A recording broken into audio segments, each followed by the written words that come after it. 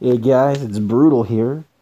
I just wanted to talk to you a little bit more about some of the things that I liked when I was growing up. And I talked about Marvel at length and how I was disappointed and everything, but let's talk about a little something we like. And I'm going to talk about DC Comics here, man. Now, DC wasn't as big in my life as a kid. I liked my Batman, and I liked Superman. I don't know, always the in and out with Superman. But, still always had my favorite characters. One of my favorite characters of all time from DC is this guy right here, Kyle Rayner. Right? This is one of the very first issues that I was able to preserve from my childhood. And if you guys can see, I managed to get it signed by Daryl Banks. That was pretty cool. It was great to meet him. He's a really cool guy. Really, really enjoyed it. My gosh. He's such a nice guy. But Kyle Rayner was my first Green Lantern, and therefore my Green Lantern. I know that Ethan Van Sciver is a big Hal Jordan guy, and I've always kind of felt that Green Lantern is very similar to like Doctor Who. Whenever you get on board with Green Lantern, that's your Green Lantern, right?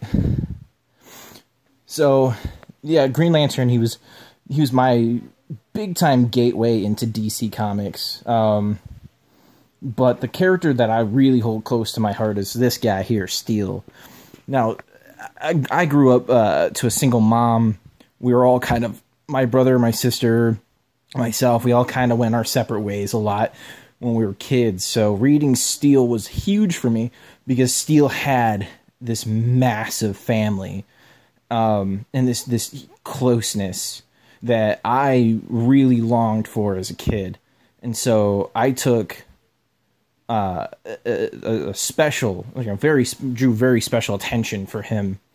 Man, he was just great. And I loved reading his comic books. I actually like him more than Superman in a lot of ways. Just for that significant attachment that I always had.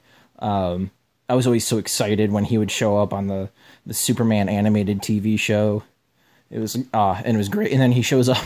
Then he showed up in a couple of Justice League Unlimited. It was cool.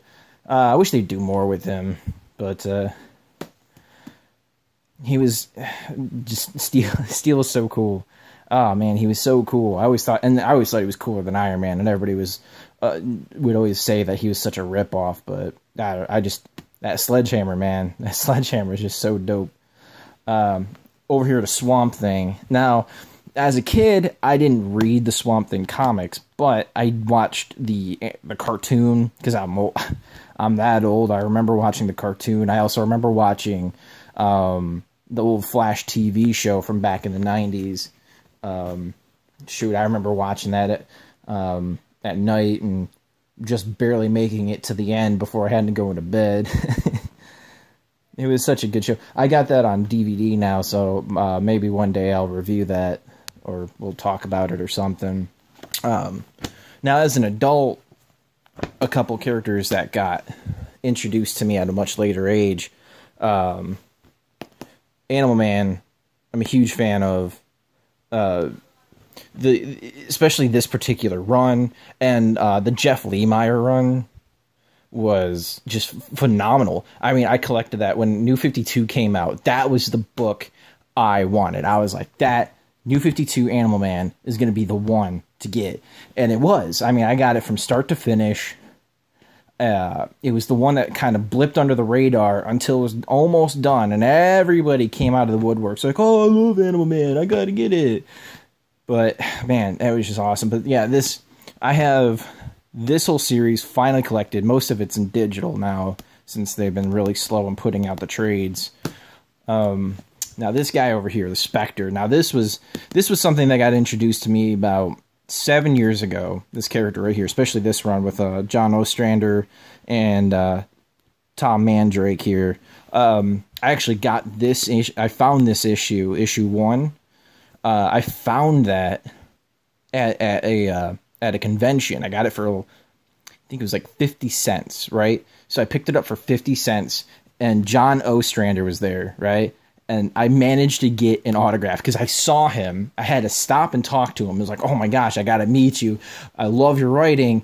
And it was phenomenal. I got to talk to him about the Spectre and how he was talking about how, back then he was just given free reign at DC. They could just write and draw whatever they wanted.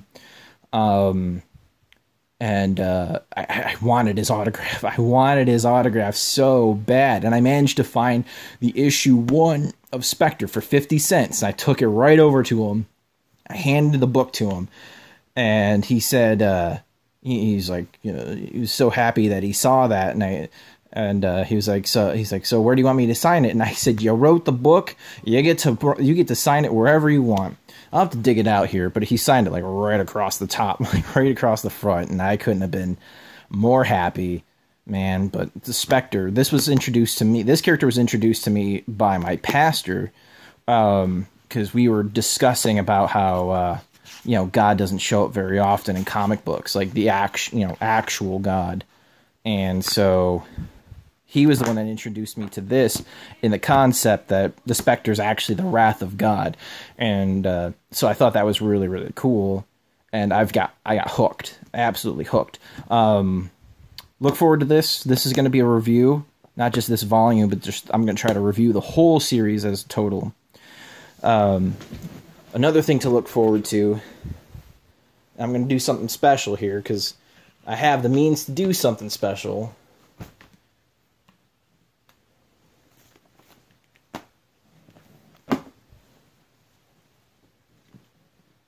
But I'm going to show you guys the next big thing that I'm going to review here with my big face reveal.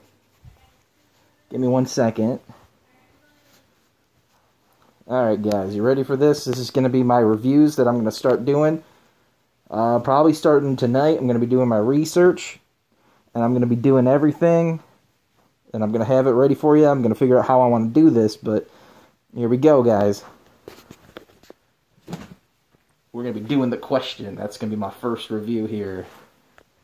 We're going to be doing the question.